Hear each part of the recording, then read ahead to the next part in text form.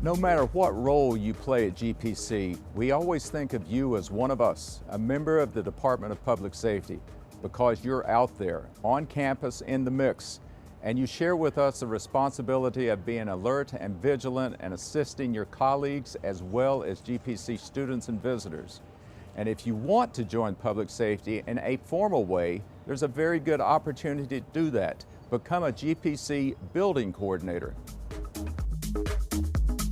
I'm here at the Clarkston campus with Fran Moore, who's a building coordinator here. Fran, why did you volunteer for this? Well, John, I think many of my colleagues would also agree with me that along with our various roles here at the college, we also take a role of safety watchdogs on the campus. We do have a fine, well-trained police department here at the campus, but they can't be everywhere all the time. So if I can provide another set of eyes and ears, and if I can pitch in during an emergency. So how would you describe to your colleagues exactly what you do in this role? Well, my role, John, is as building coordinator is to be the main point of contact for everyone that's in this building and to be the liaison between the public safety department and the people, occupants in this building. And if there's ever a real emergency, I'll be playing a key role in implementing the emergency action plan. All right, Fran, let's say you got a real emergency. What kind of steps would you take to ensure the safety of everybody in your building, in your domain? But John, the first step I'm always going to take is I'm going to call public safety from my cell phone. Well, I see you've already got the number programmed in. That's right, 5511 from any on-campus phone, or in my mobile phone, it's 770-274-5511. This may seem obvious, but everybody needs to have the telephone number for public safety because more than likely public safety officer will be the first responders. So now I've contacted public safety and they're on their way. Now I have to ask myself, do I need to help the people in the building get to a safe and secure location, or do we do something we call shelter in place, where it is very important to find a secure location inside the building and to stay put? If the answer is to move, I have to implement that part of the plan also. If it's the shelter in place, I have to know exactly how to oversee that. So you're now talking about the emergency action plan, right, for your building? That's exactly right, John. I've got it right here. And because I took time to study this plan just a little bit, I know every route, every exit in any of the classrooms in my building that contain chemicals or hazardous materials. And those rooms are also required to have a materials safety data sheet. I also know where those are posted in the classrooms. I also need to make note of anyone who is refusing to be evacuated or needs help with evacuating. I need to get their names, their description, and their last known location. So John, let's assume that we're doing a shelter in place. Maybe we've had a report that there's someone who might do harm to the people on campus. And by the way, that's probably considered to be the greatest threat to safety on a campuses.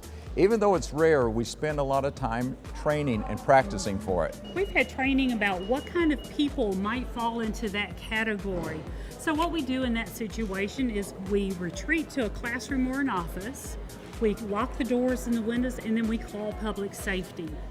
But you know, there's more to it, and I've spent a good bit of time discussing this with public safety as well as looking around in my building and in this area, deciding what room I would choose as the safe area and how would I get people inside there and away from harm. Many types of emergencies involve getting away from the building. How would you handle this? Well, John, let me show you. Now we're at the pre-designated assembly area about 500 feet from the building.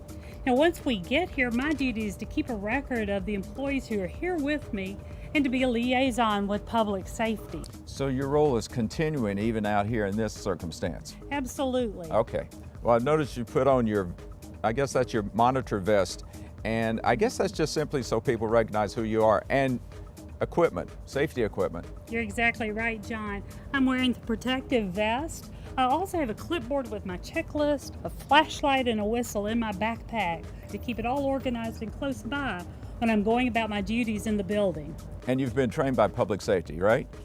Yes, the public safety staff put us through a very short but very effective training program, which includes a PowerPoint presentation and a lot of information about what to look for in cases like a campus shooter and other types of episodes where people have caused the emergency as opposed to the weather. Gotcha. This is an uncompensated position.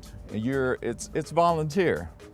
Why are you doing this? Well, as we said at the very beginning, I feel that following the very best safety practices is part of being a member of the GPC community. It's another way we can be of service to each other. We all need to look out for each other, and that includes our faculty, staff, as well as our students. We all need to be alert, and most of all, we all need to be prepared.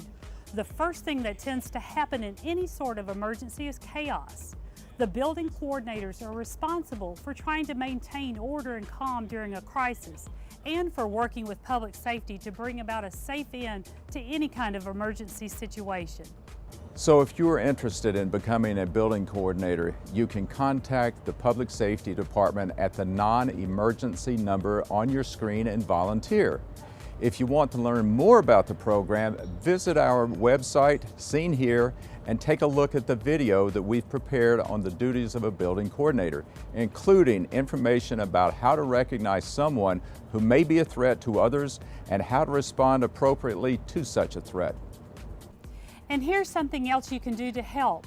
During any campus emergency, look for your building coordinator in the bright green vest with the CERT logo on the back. Follow their direction and ask how you can help. It's your campus, it's your safety.